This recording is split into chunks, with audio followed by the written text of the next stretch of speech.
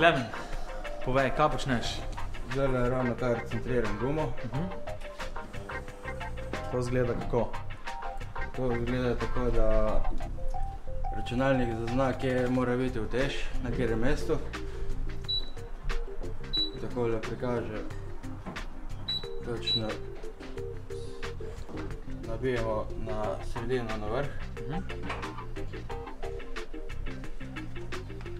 Povej mi, zakaj si se odločil za ta poklic?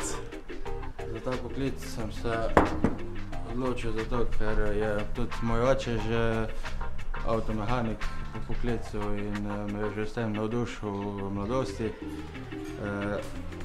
Potem pa tudi recimo veseli me to, ko neka stvar ne deluje, da jo potem spet popraviš in to spet steče, je tak užitek pač v tem. Hvala, Klemen, dobro centriraj.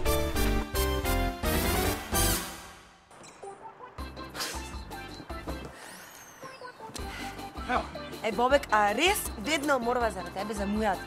Saj bo počakal ta tvoj mehanik, no. Kakšen mehanik? Avtoserviser, Bobek.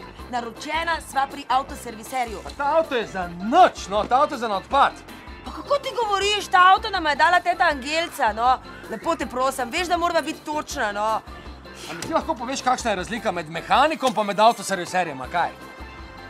Ne vem, Bobek, pojma nimam. Ampak se pa dobro sliši, ne? Plačal bom pa jaz, to se tudi dobro sliši, ne? Ja, daj ne kompliciraj, greva.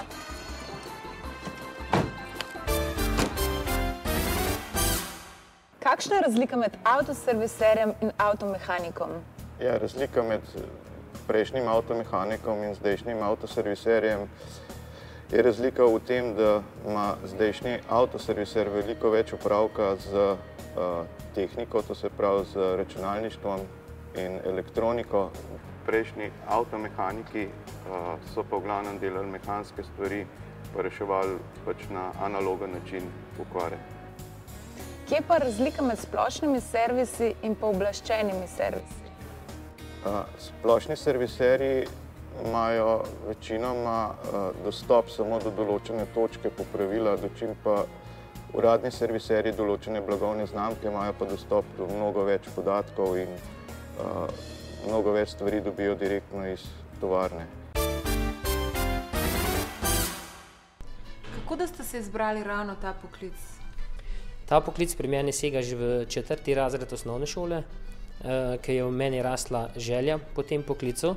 In tudi po končani osnovni šoli sem se odločil za ta poklic, kljub želji staršev za mogoče višjo izobrazbo.